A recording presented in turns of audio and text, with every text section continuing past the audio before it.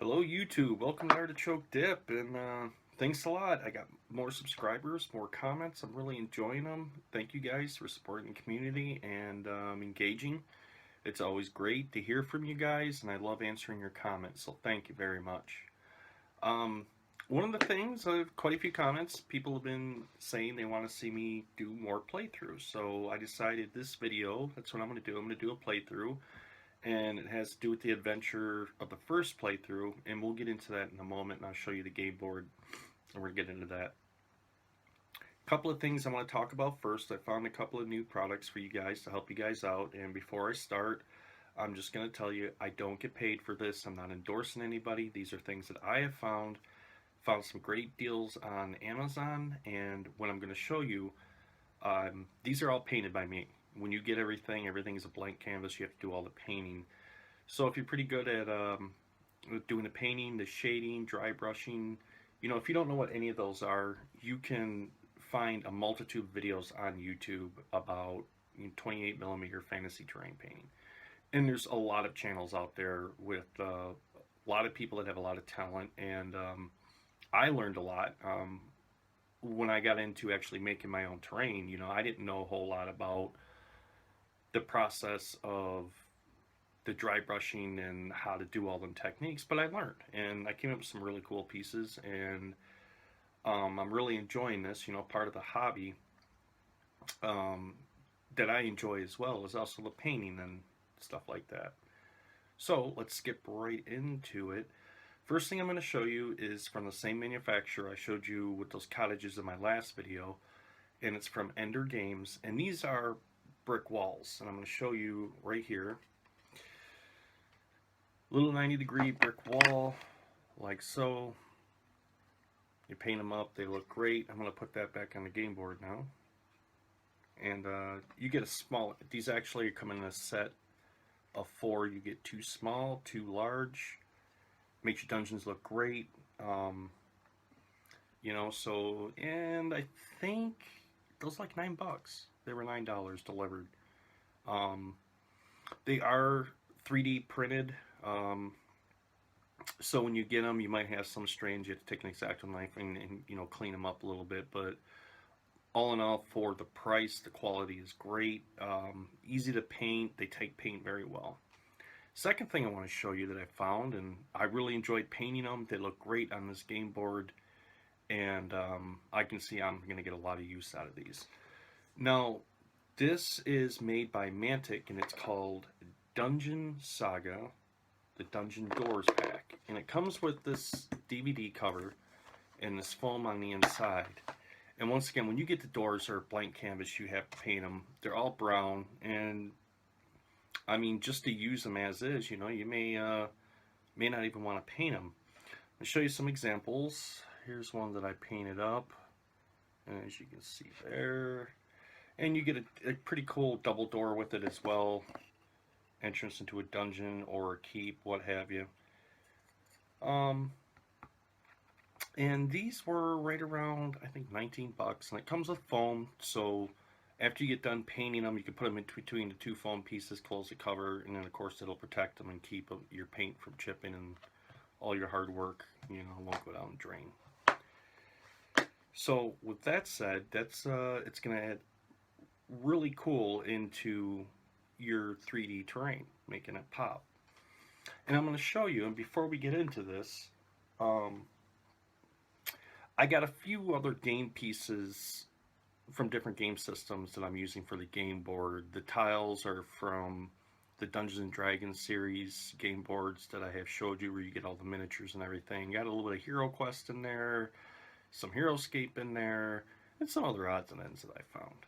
But all in all, it's going to make it very, very, very cool. And I'm going to show you that here in a minute. So moving on with the gameplay here. If you remember where I left off in the video, they were in the graveyard, and they had found the zombies walking around. They defeated those, and they went back to the temple, and there they met the High Cleric Athos, who they needed some much needed healing and advice, and they got advice from him. and he feared that the attack in the graveyard would make things worse, but he didn't feel as if the graveyard was the source of all this. And since all of this has come about and the dead rising from the grave and everything, the temple decided to lock down the local um, crypts until they could get a hold on this. So they've been underneath lock and key for a while.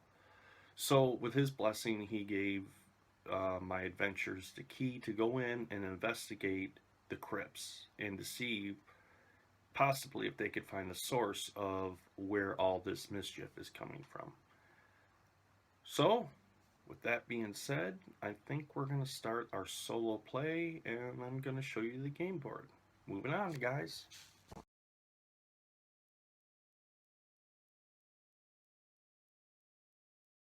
Hey guys, here are the crypts. As I showed you, got some different game pieces from other games I have on here. But, you know, be a little resourceful and make things to come together to make them really pop and make it 3D for your solo RPG gaming. Alright, so let's get started.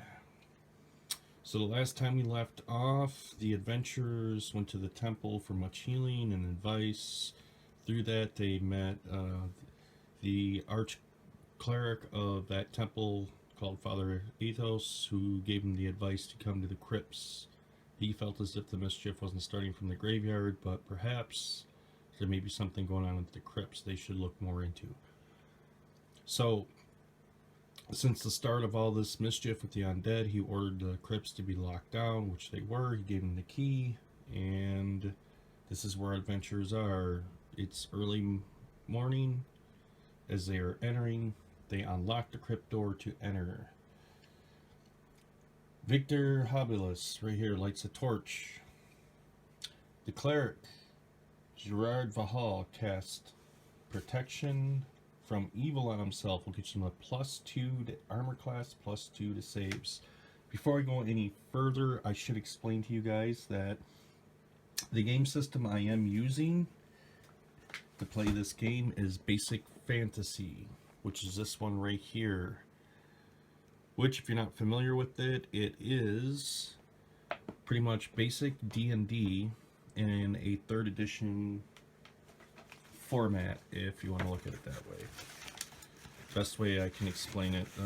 It's one of my more favorite game systems that I like to use when I play solo. So I will be using my personal matrix for the doors in this one, and I will show you that example when we get to it. But let's move on. I don't want to make this too boring. So, unlock the door.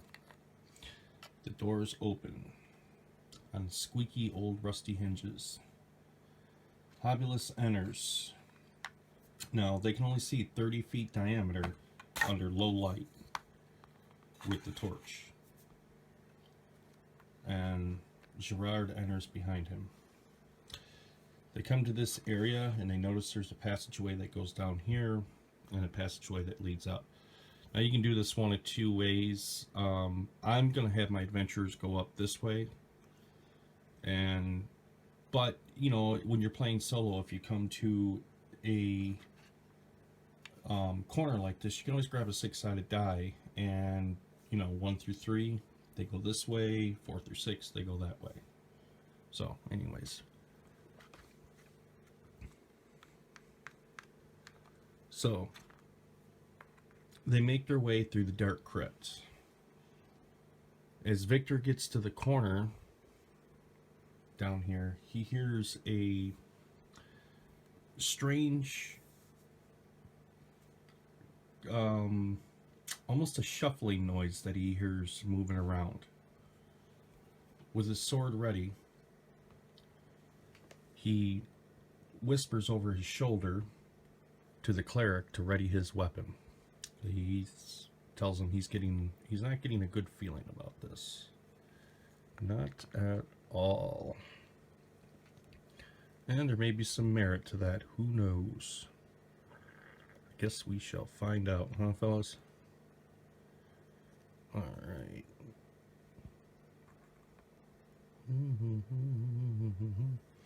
And like I said, I went through and already got these guys. I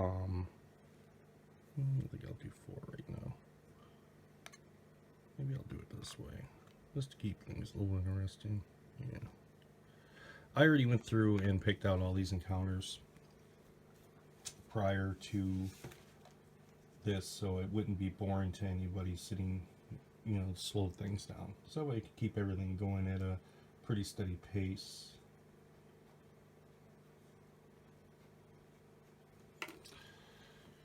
Now, since he can hear this shuffling, of course, they're the adventurers, so they're going to get the advantage here.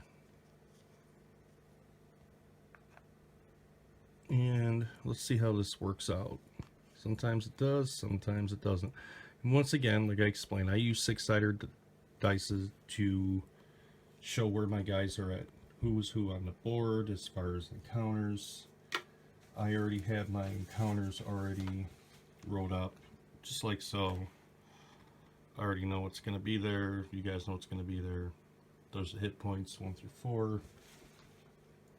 And let's move on with the game. So, the Knight of Pelor, with his sword drawn, he's going to come up to the corner and look around the corner. And of course, he can't really surprise them because he's got this torchlight here that's lighting up the wall. So, as he peers around the corner, as you can see, this guy's an archer. I am going to roll 2 6-siders, and the highest one will decide the fate. And what I mean by this is, so the skeleton, see if he notices, he's got a 2. Victor has a 5. He's got the advantage here. So he peeks around the corner without the skeleton being aware of his presence and can see that there's a skeletal archer here. He really can't see them or obviously them. So with that, I think what Victor's going to do is try to run around the corner and basically lambaste the skeleton before he can get an arrow off. Let's see how it works, and hopefully it works decent. So he dashes around the corner up to the skeleton with his sword drawn in both hands, because he's going to drop his torch back there where the cleric may pick it up. Hopefully the diversion will catch the skeleton off guard. And I always roll 2 20-siders for my adventurers. Let's see how it works out. They have an AC of 13. Hobulus rolls a 12 and a 17. I'm going to take the 17. Plus he gets an attack bonus of 2, which will bring it up to a 19. And he has a Silver Sword of Pelor, which does 1d8 plus 2 normally, but it does 1d8 plus 3 to undead or evil. So let's roll the damage and see what he does. He rolls a 4 plus 3, 7. He's only got 4 hit points. It worked out in my favor. The archer is dead. Well, he's already dead. He's just deader. Okay. So now it's the cleric's turn. Gerard Vahal. And he now has the torch in his hand.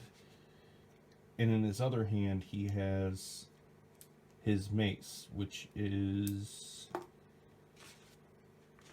the Silver Mace of Pelor. No, it's not the Silver Mace of Pelor. It's just a mace. It's a silver mace. Same thing, does 1d8 plus 1 normal. It gets a plus 3 bonus to undeads. So, he's going to come around the corner. 5, 10, 15, 20, 25, 30. He notices this guy, but I don't think he noticed them. That might get a little dicey. But let's settle this first. As for the cleric, he gets 2 rolls. AC 13. He rolls a 19 and a 12. I'm going to take the 19. At this point, there's not even no point in adding in his attack bonus, which is only a 1. It's not going to matter. And he's going to do 1d8 plus 3. Let's see how this works. 1 plus 3, 4. Hey, it's what he needs. This guy's dead. Number 2 is down.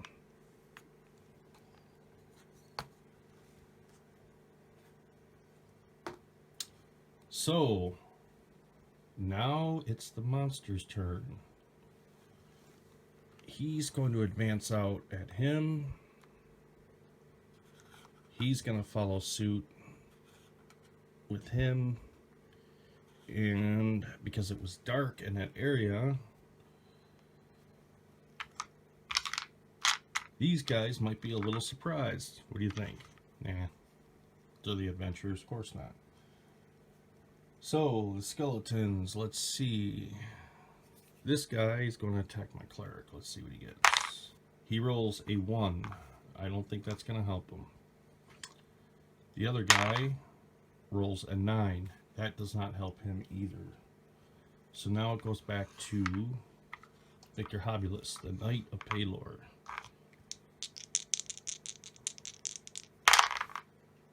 He rolls a 2 and a 17. I'm going to take the 17. 1d8 plus 3. He's got a 7.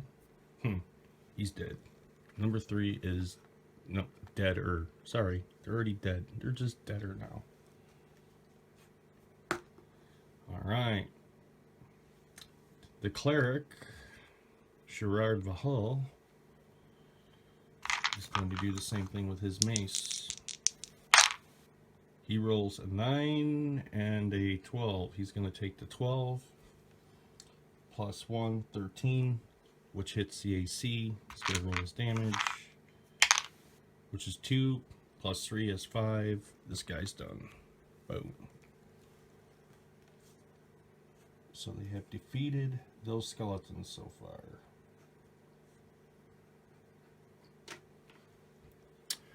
Okay. Now that the cleric has the torch and the skeletons are defeated, he's noticing these 2 portcullis doors right here.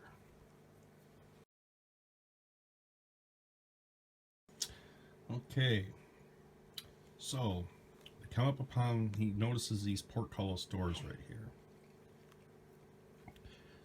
So Gerard and Victor are looking at the portcullis doors to see if there's a way to get in. Now I'm going to go to my chart here, and we're going to roll and see what the status of these doors are. Let's see here. Got a 27.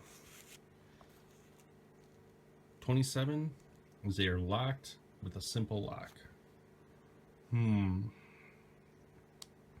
Well, unfortunately, none of them have thieving skills, so unlocking the lock is not going to be easy. So Victor is going to search and see if he can find possibly the mechanism, and if there's a way he could possibly break it or something like that to get a portcullis door open. So using his wisdom, he rolls an 18, he finds nothing. Let me see if Gerard has any more luck. He rolls a 4, his wisdom's a 16. So over here, he's going to motion to him down here, stupid. And Victor sees a series of mechanisms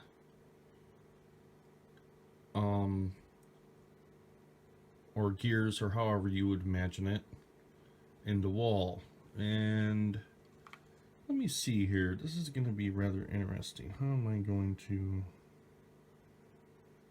I don't know how I'm going to do this.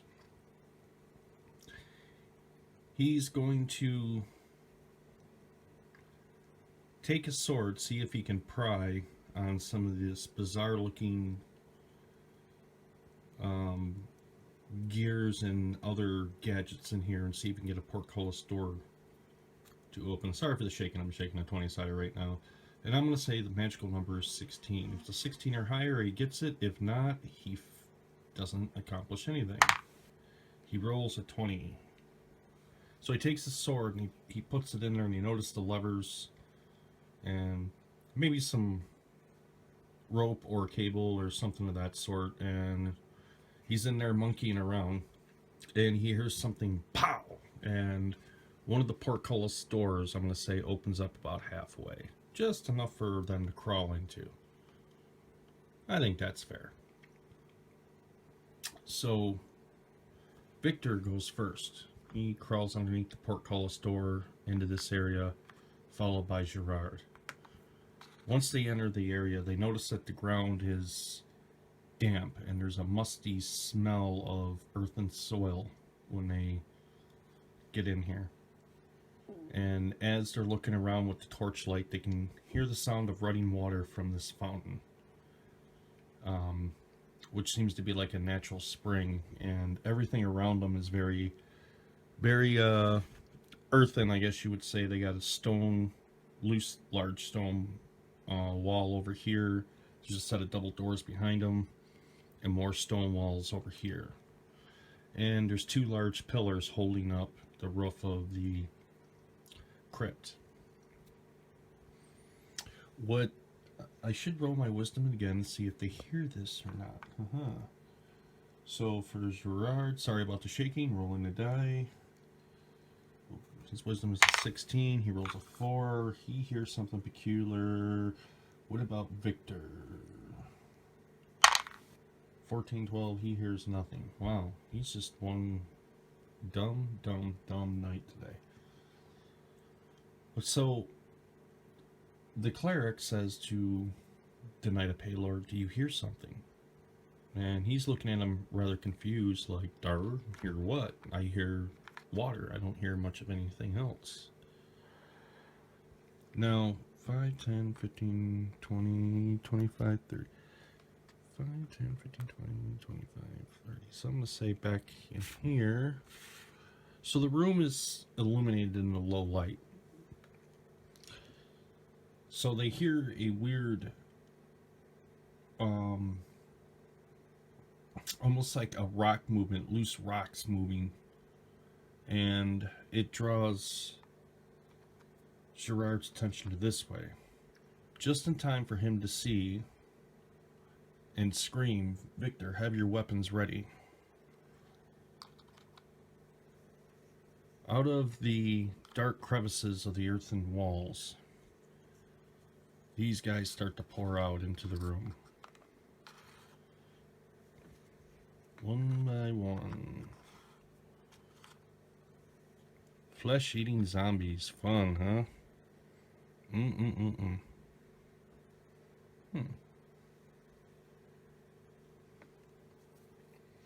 So the flesh-eating zombies start to descend upon the cleric and the Knight of Palor. Will they survive? Tune in next time.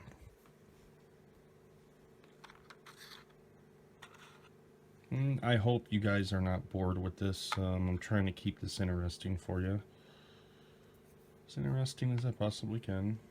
And still have fun with it. Alright.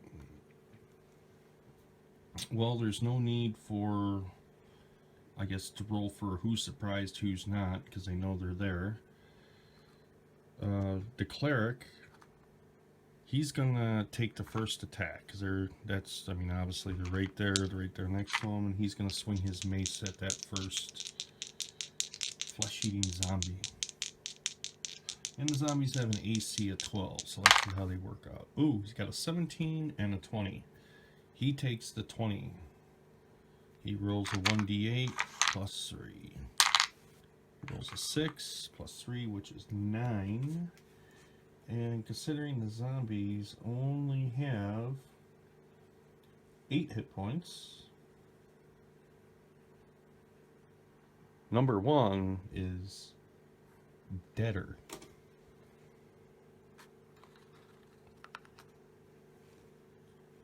Take him off the board. Victor, with his sword drawn, is going to step around the side to help his friend out here, and he can see this guy making his way around the fountain towards him, and he's going to take a swing at him with his sword of Pelor. Let's see how it works out. Oh, an 18 and a 20. He's going to take the 20. He's going to roll damage. He's going to distance. He's going to speed. A 2 plus 3 is 5. So he puts a hurting on him, but he doesn't exactly kill him. Now it's the zombie's turn. This guy's going to move up on the cleric. He's going to go after him. He's just going to try to move in for the action there. And this guy's going to 5, 10, 15, 20, because I can't move that fast. He's going to sneak around the fountain for a midnight snack. Okay, here we go. Hopefully they don't die. Okay, number 2 attacks Gerard, the cleric, but for a 2, no hit. Number 3 attacks, number 4 attacks Victor for a 2. No dice, as they would say. I'm gonna go back to the cleric, and he's gonna roll his 2 against number 2. He rolls a 1 and a 15. Can you guess what I'm taking? Yep, you got it. The 15. So they got an AC 12. He hits. He's gonna roll 7 plus 3. He's dead. He's dead. Deader. Sorry. Deader. Okay. I know the Knight Pelor can do this time. I know he can. He rolls a 17 and 11, taking the 17. Same thing, he's going to roll 3 plus 3 is 6. He only has 3 hit points left, so number 4 is deader. Alright, time for the zombies. He's going to move up the Victor. 5, 10, 15. He's going to charge right at the cleric. Unfortunately, the cleric's going to kind of be at a... I'm not going to say he's going to be at a disadvantage, but he's kind of flanked there. So, first, number 3 attacks Victor. He rolls a 15. You see, Victor's armor class is a 14. He hits, and the zombie does 1d8 damage. Ouch. Ouch, ouch, ouch. That hurts. He does 3 points of damage to Victor.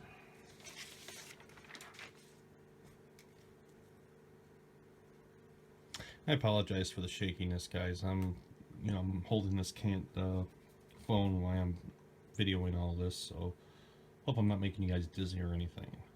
Okay, the zombie now attacks Gerard. He rolls a 6. Aha, Pelor is with him. Okay. Back to the adventures. Gerard turns around and he is going to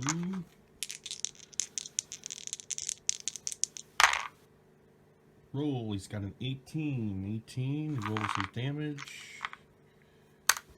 Oh, stay on the dang dice tray. Okay, doesn't want to stay in the dice tray. Come on. There we go. 2 plus 3 is 5. So number 5 is down to 3 now.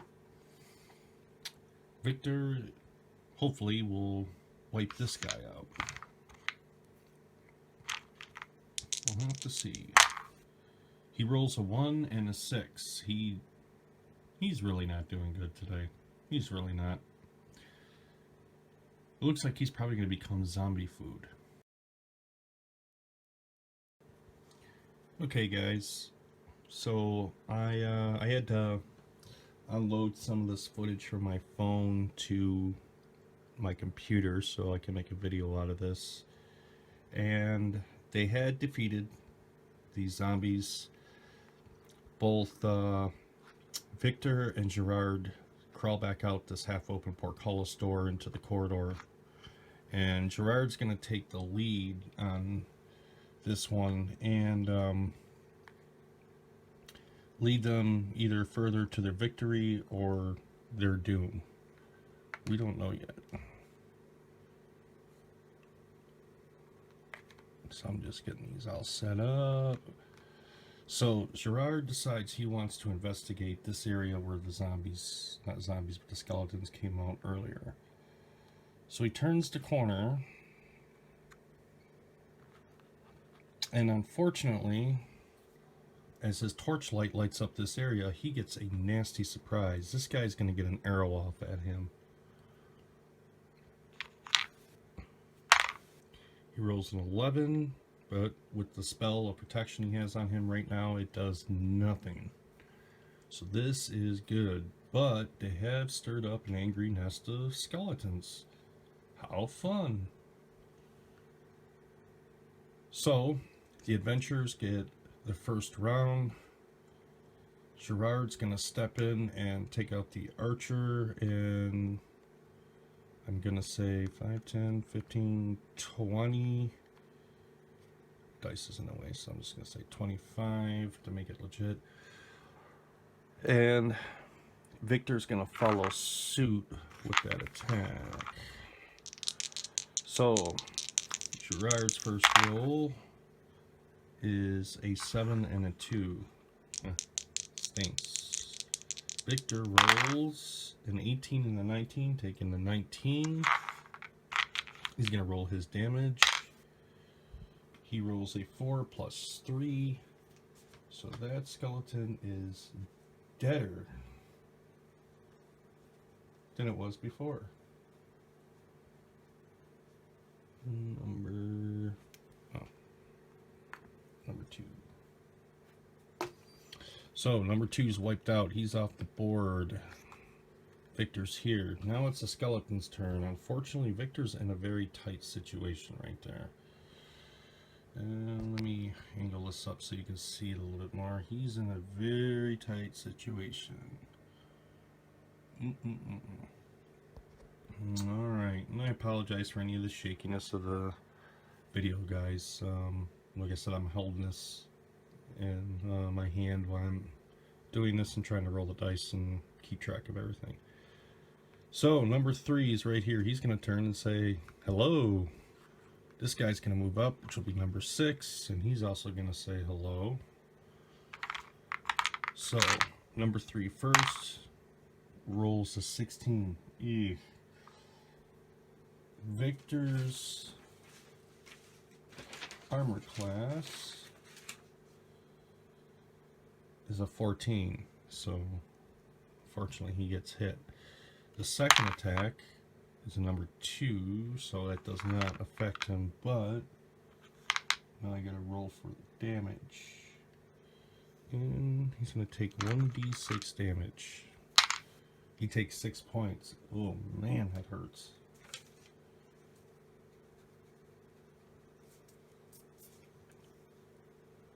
He's taking a beating. Now, the cleric, because he's got the archer right here. Unfortunately, he's ready for his attack. Hopefully he misses. An 8, the cleric's not damaged whatsoever. Didn't even penetrate the armor.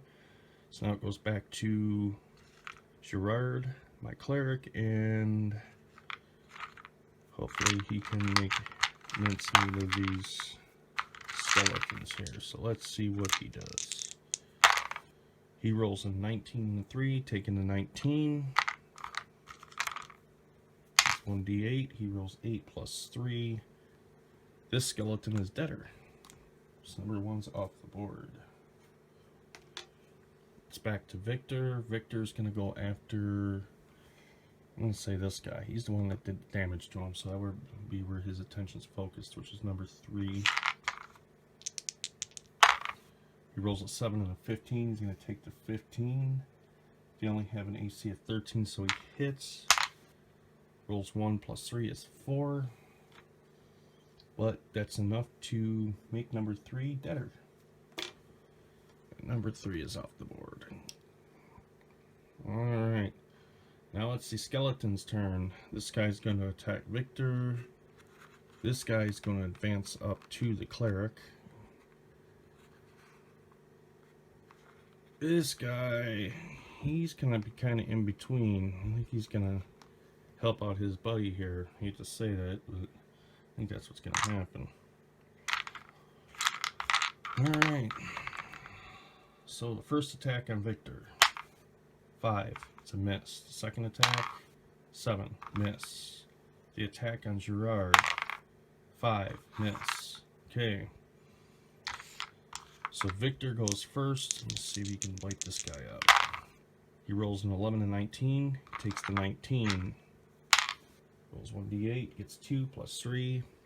And number 6 is deader. There we go. Gerard rolls a 7 and a 5. He's just not doing very well. And now it's a skeleton's turn, so that guy right there by my knight, he rolls a 20. Yeah, that hurts.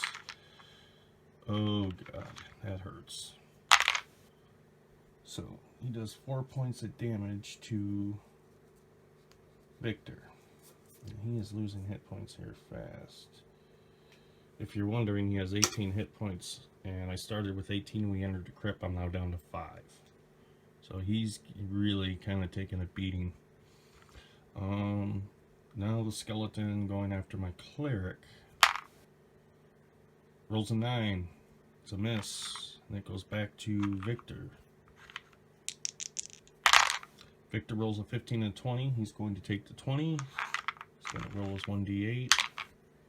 Rolls a 4 plus 3, which is 7. And number 5 is deader.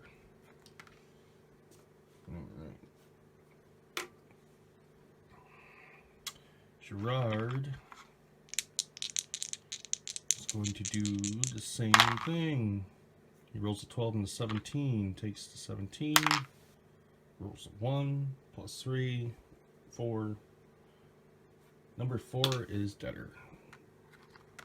Boom, boom, boom, boom. Okay. With the skeletons defeated, they step over the piles of bones.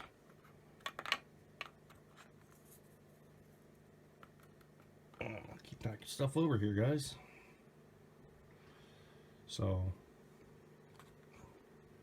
Gerard has the torch, and he illuminates this area, which you can see the corner, the end of the wall of the crypts, and there's a door that is closed. Victor will step up to the challenge of the door. He's been doing good so far, so let's see what he can do here. Let's see what the condition of the door actually is. So I rolled a 56. And on my chart here, 51 to 60 is open. So, he just opens the door.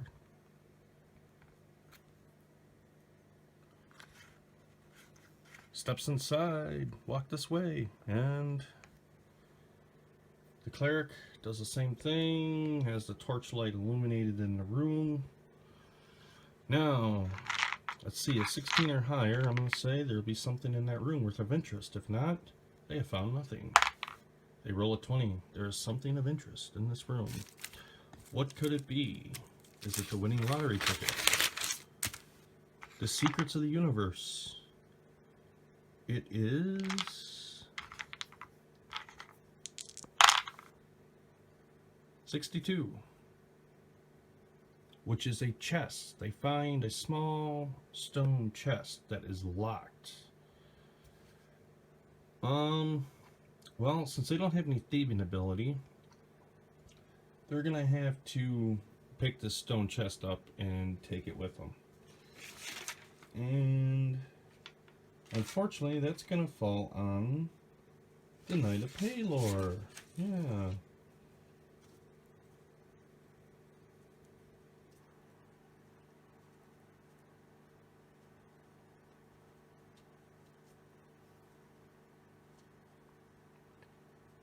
So to make things fair, I'm going to say his speed's going to be reduced by 10 feet.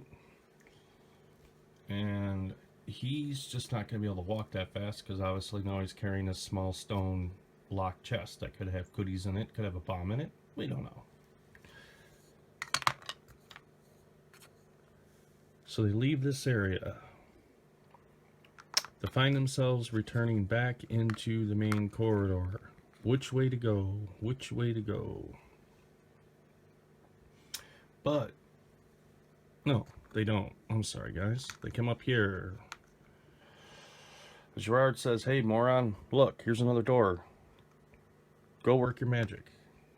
So, he goes over to the door. And what does this door have? What is this door? Well, in my luck, it'll probably be trapped, and then probably a giant poison spear will come out and spear him, and that's it. End the game. Roll another character. Let's see. Rolls a 47. A 47 to 50 on my matrix here is stuck.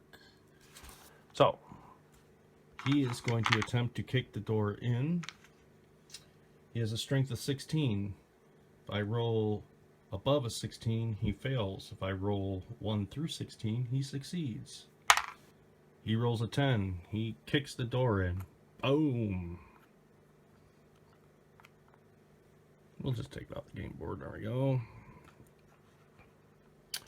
Once that door is opened,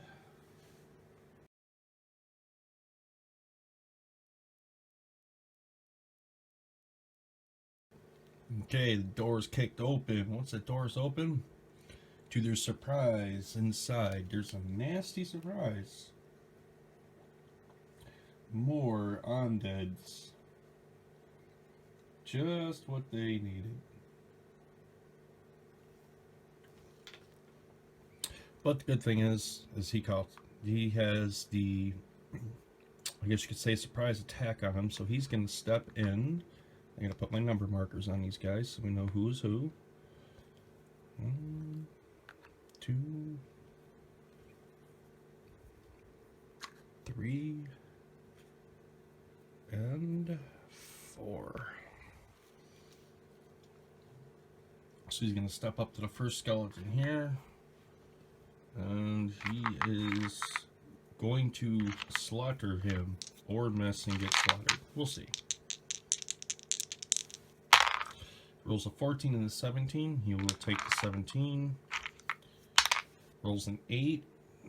He doesn't even need to add a bonus. It's only 4 hit points. He's deader.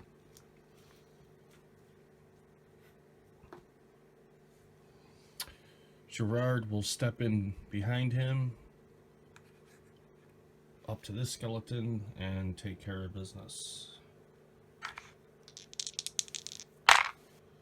Rolls a 3 and a 6. That's not how you take care of business. Now it is the monster's turn. This evil looking skeleton dude's going to come over here. This skeleton dude's going to attack the cleric.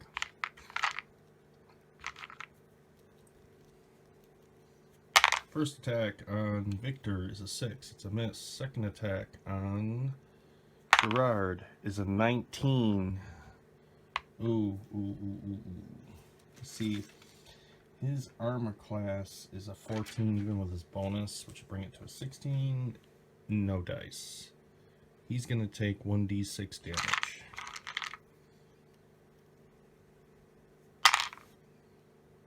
He has a 2, points of damage, which in comparison to the knight isn't bad. He can afford to lose a little bit of health there. You know, the knight's poor slob. He's been beaten up, and then you know, given this stone chest to carry. Here you go, just carry this on top of everything else you have to do. I know you're bleeding to death, but don't whine about it. Just keep going. Okay, back to Victor. He rolls a 5 and a 6, so not good. Gerard rolls a 10 and a 13. He will take 13, 2 plus his bonus, 3, 5. The skeleton's deader.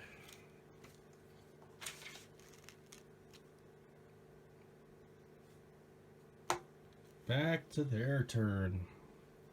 That evil-looking skeleton guy is going to attack Victor. He rolls an 8. He misses. This guy's going to move up, and he's horrible because he is a zombie, not a skeleton. He rolls a 5, so he's not that effective. So back to Victor, the Knight of Payloader.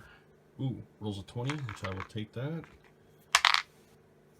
Rolls 3, plus his 3 bonus, 6. The skeleton's deader.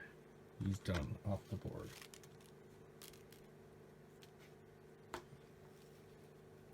Gerard is going to swing his mace at him, and he rolls a 14-20, taking the 20.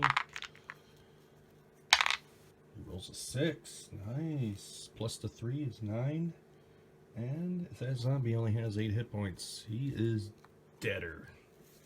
Wow.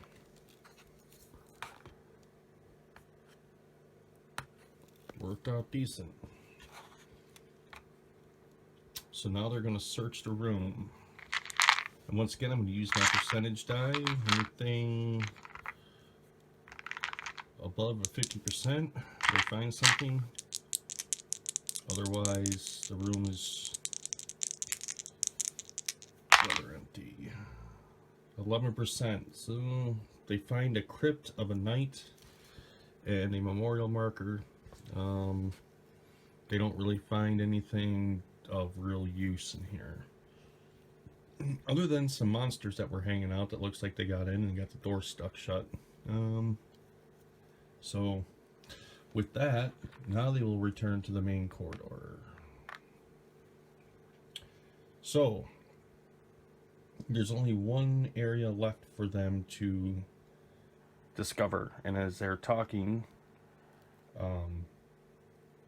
Gerard thinks that they should go check out this area up here. Right up in here. So he leads the way. He's got the torch. 5, 10, 15, 20, 25, 30. And of course, he only gets 5, 10, 15, 20. I imagine the conversation is something of, stop whining, you baby, and get up here. Something on those lines, I would imagine.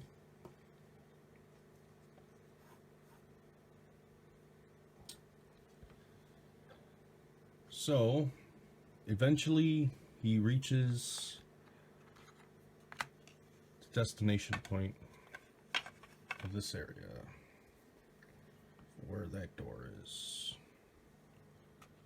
And there is Victor. Now, let's see what's going on with the door. 30%, and I have 0, 1 through 40% is just a simple lock. So what he's going to try to do is just blatantly kick the door open. So wood door has an AC of 11, and he's going to roll an attack die to kick. It's a 19. Let me roll for his strength, which is a 16. He rolls a 19. His foot bounces off the door. You know, he kind of is bleeding, bruised, beat up, carrying a stone chest. You know, the whole 9 yards. So Gerard just kind of slaps him upside the face. Let a real man handle this. Same thing. He rolls a 10. He doesn't even hit the door. Wow, these guys suck. So, Victor apologizes profusely. He can do this. He's a Knight of Paylord. He's got this. He's got this. He rolls a 16. Then, for his strength, he rolls a 4. Kicking the door wide open, the lock flies off. Or something like that. He stumbles inside. All bloodied and bruised up. And to his surprise, dun dun dun dun dun dun dun dun dun.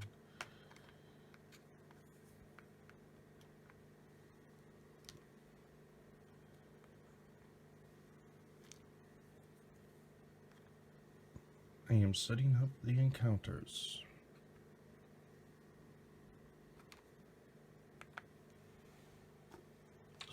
To his surprise, they find more skeletons.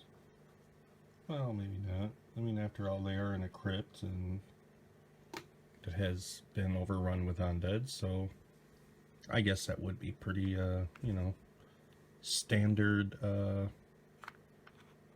encounter here. Hopefully he survives this. I guess we'll find out. If not, it'll be probably archiving his character for a later date.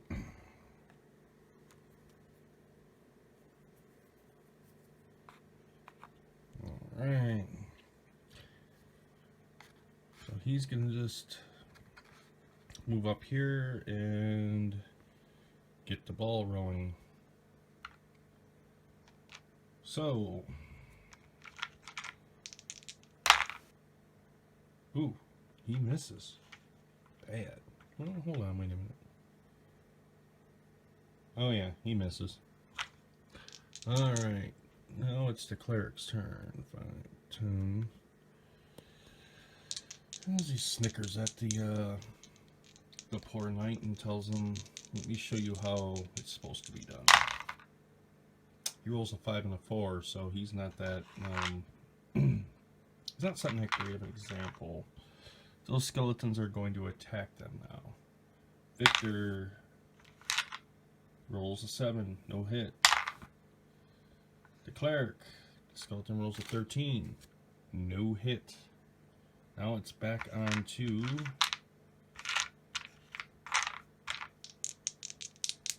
Victor, the Knight of Paylord. If he can't do it, nobody can. And he rolls a 6, 18, taking the 18. Oh.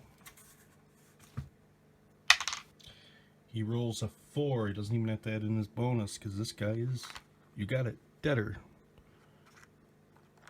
Oh, look at that.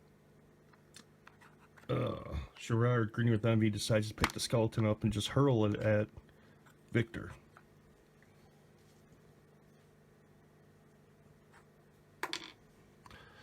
So now it is Gerard's turn. Will he survive? Skeleton rolls an 8. No good. Now Gerard's turn, because I kind of skipped over him. I just realized my mistake there. He rolls a 2 and a 16. Takes 16. He rolls 5. This guy's gone. He's off the board. Okay, fellas. Time for the skeletons to advance. Dun, dun, dun, dun, dun, dun, dun, dun.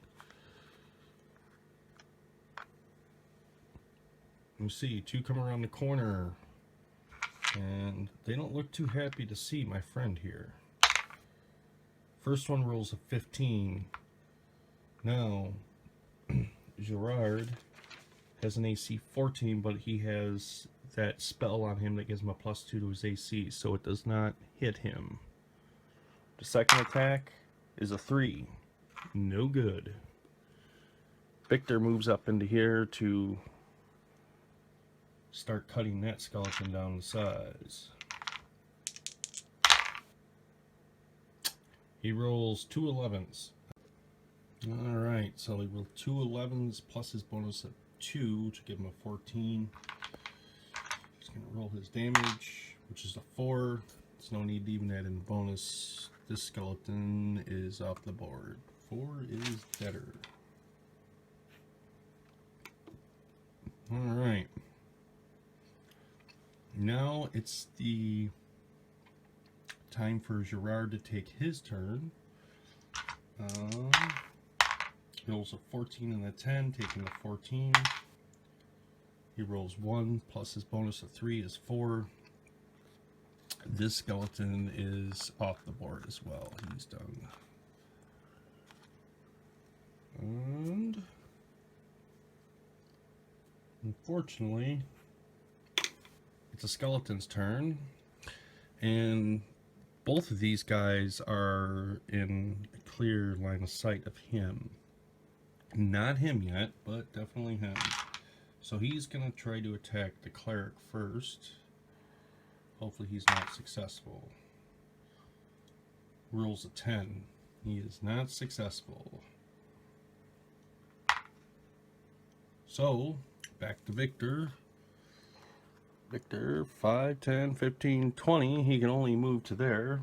And unfortunately, that's all he can do.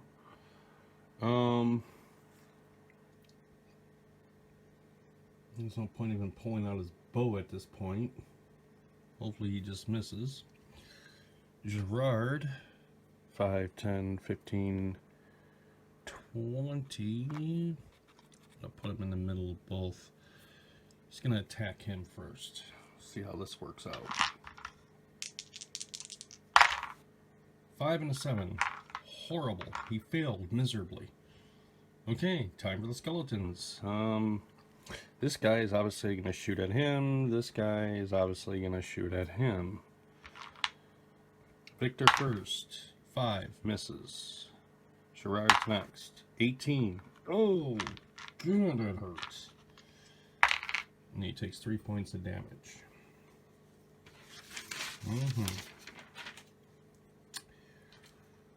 Well, this, I guess things could be worse. And there could be, I don't know, black dragon in there spitting acid on him right now, so, well, so it's not too bad. Alright, Victor's going to hobble up and go to attack that skeleton. He rolls a 3 and a 6. He does not do anything. Gerard is going to try to attack the skeleton that just attacked him. And he rolls a 15 and an 18. He succeeds. Rolls a 5. There's no point of him even adding in his bonus. The skeleton's deader. He's off the board.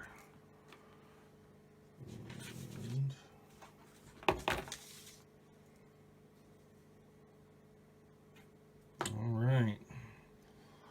Well, now it's the single skeleton's turn left, and, well, let's see how this goes. He rolls a 16. Victor has an AC of 14. He's going to take 1d6 damage. He takes 6. He has 5 hit points.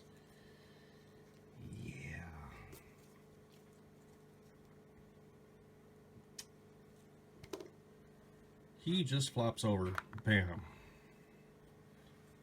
Well, hopefully Gerard can take care of this and drag his corpse out of here. He rolls a 3 and a 9. Oh god, this is going to be a standoff. Skeleton rolls an 11. Gerard rolls a 19 and a 20, taking the 20.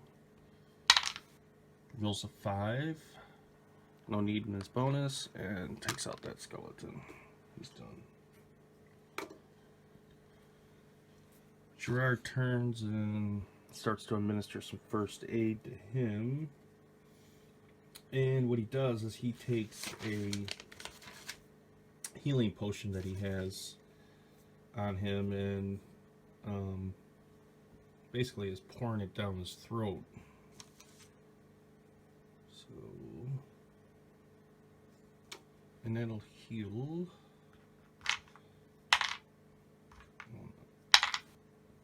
5 hit points. It'll get him back on his feet at least.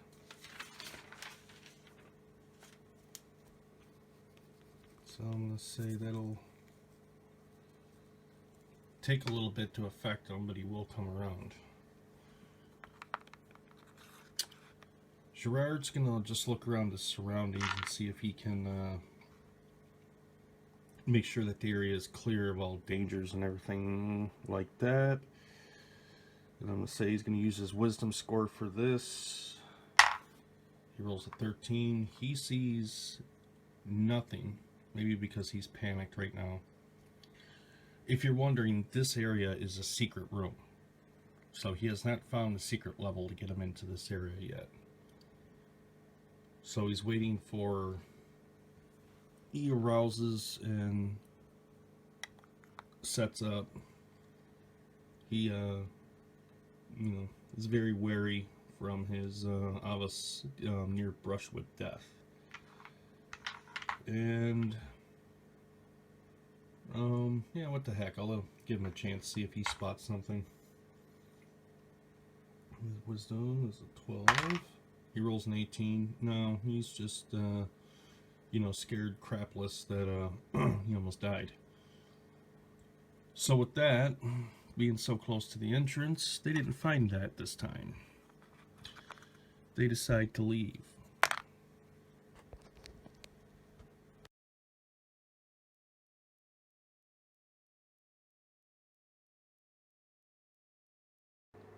And there you have it, guys. Hope it was interesting. I hope the shaky camera didn't make any of you sick, and hopefully you guys stayed interested to the end of the video. I hope you found it interesting, and maybe that helped some of you guys out with me showing some of the matrix skills that I made and the encounters and how I use everything. And it continues on with my story. With my RPG.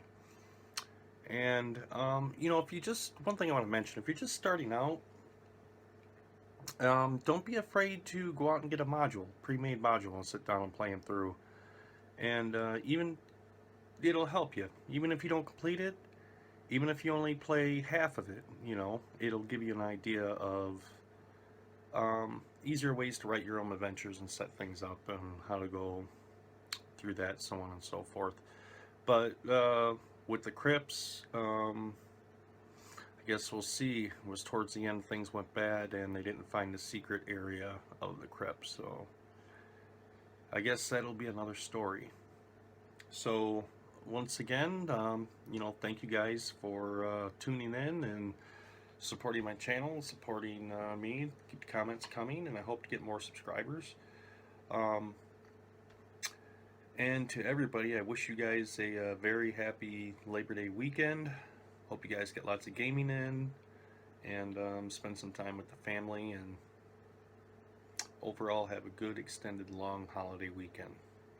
That being said, I think I'm going to probably go and find me something to eat and sit down and think about the next leg of the journey, how I'm going to take this, where it's going to go to, and what's going to bring them back to the crypt, because they still need to find the secret area. But with that being said, look forward to seeing you guys the next time on Artichoke Dip Solo RPG. Thanks a lot for tuning in, guys. Thank you for your support. Happy Labor Day.